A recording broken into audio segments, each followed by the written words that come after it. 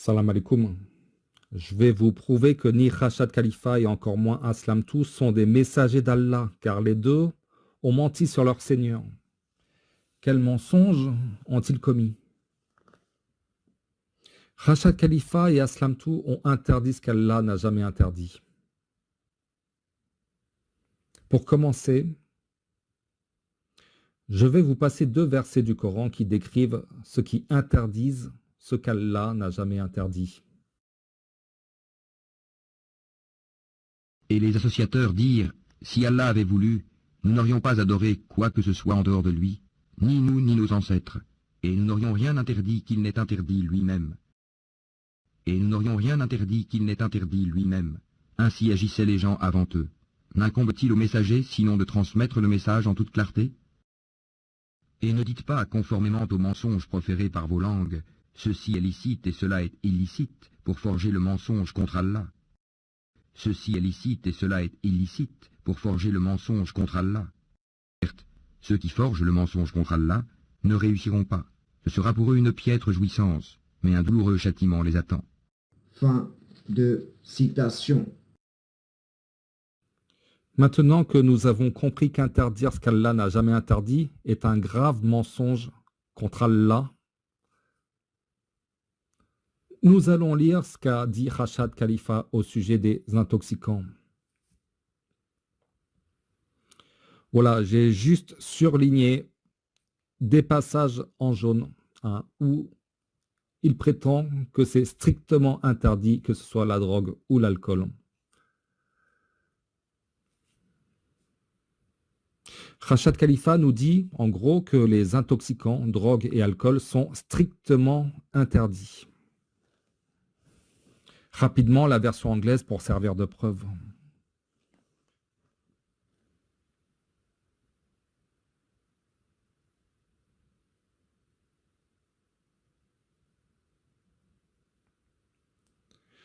Je vais vous mettre les versets du Coran qui parlent du vin.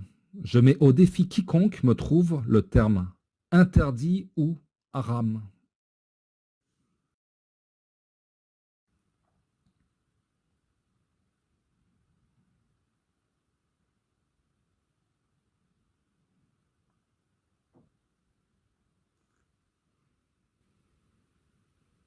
Oui, le vin et les jeux de hasard sont fortement découragés car cela attire la haine et l'inimitié et peuvent nuire à la réussite de la vie dernière.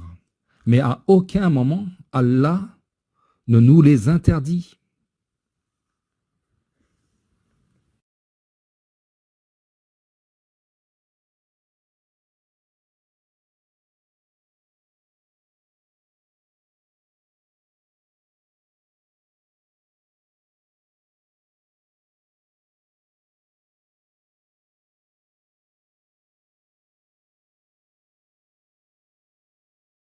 Et ne dites pas, conformément aux mensonges proférés par vos langues, ceci est licite et cela est illicite, pour forger le mensonge contre Allah. Allons voir maintenant ce que dit notre faux messager escroc Aslam Tout Blabla quand je lui ai posé la question au sujet des interdits. Alors, je lui ai demandé une première question. Est-ce qu'on a le droit d'interdire ce qu'Allah n'a pas interdit? Il me répond, Salam, première question, je suis d'accord avec toi. Il nous est fermement interdit d'interdire ce qu'Allah n'a pas interdit. Notre escroc semble reconnaître qu'il est fermement interdit d'interdire ce qu'Allah n'a pas interdit.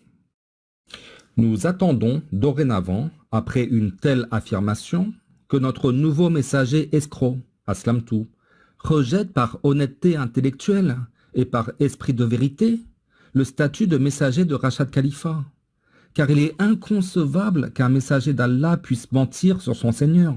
Nous ne pouvons ni croire et encore moins soutenir un menteur contre Allah. Celui qui soutient un menteur est un pervers.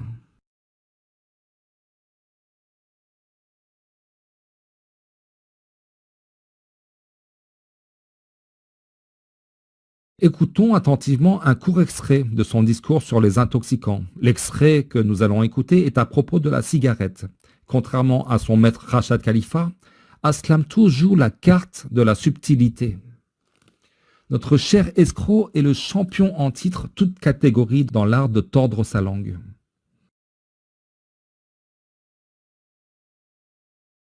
Pareillement, l'ivresse de la cigarette est une ivresse qui altère l'état d'esprit naturel de l'homme, et l'addiction qui en découle devient un moyen par lequel le diable domine l'homme. Que cela ne soit pas interdit clairement dans le Coran n'empêche pas que toutes les raisons nous soient données de nous l'interdire à nous-mêmes. Que cela ne soit pas interdit clairement dans le Coran. Notre escroc essaye de nous faire sous-entendre en tordant sa langue qu'Allah nous interdit de manière subtile la cigarette et les intoxicants. Que cela ne soit pas interdit clairement dans le Coran. Non, Allah ne nous interdit ni clairement ni subtilement les intoxicants. Et les versets d'Allah sont des versets clairs, surtout quand il s'agit des interdits.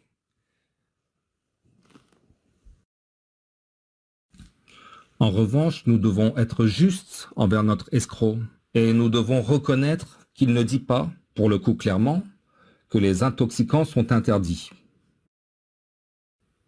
Par contre, notre cher escroc a sollicité ses désirs et passions pour réinterpréter la définition coranique et mondialement établie de l'usure, afin de pouvoir s'accaparer la notion d'interdit liée à l'intérêt usuraire, et ainsi pouvoir assouvir son besoin mégalomaniaque de nous faire la morale en inventant un code moral en dehors de celui prescrit par Allah.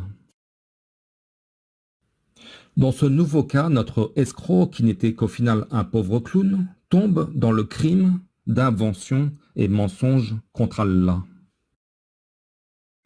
Peu importe le sujet réel de la discussion, que d'ailleurs je vous conseille de lire sous sa vidéo intitulée « Réponse brève à la coalition », rien que la formulation et les termes utilisés par notre clown, je cite, « qui est pour moi une forme d'usure », suffit à démontrer qu'il emploie son opinion personnelle et non la réelle définition de l'intérêt usuraire qui est d'être un prêt à intérêt à dédoublement abusif sur autrui, sous forme de dette.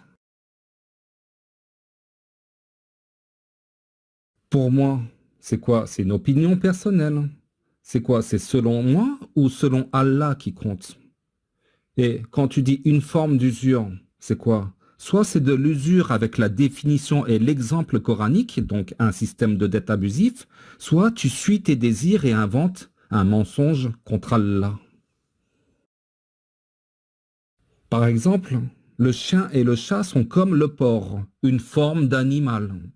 La différence, c'est que parmi ces trois animaux, un seul est touché d'interdit, alors que la très grande majorité d'entre nous répugnerait à manger du chien ou du chat. Mais celui qui dit que manger du chien est interdit, haram, invente un mensonge contre Allah. Il ne s'agit pas de son opinion ou désir personnel. Il s'agit de ne pas être Allah à la place d'Allah. Et nous n'aurions rien interdit qu'il n'ait interdit lui-même. Et ne dites pas, conformément aux mensonges proférés par vos langues, ceci est licite et cela est illicite, pour forger le mensonge contre Allah. Et quel pire injuste que celui qui invente un mensonge contre Allah ou qui dément la vérité quand elle lui parvient. N'est-ce pas dans l'enfer une demeure pour les mécréants? Fin de citation.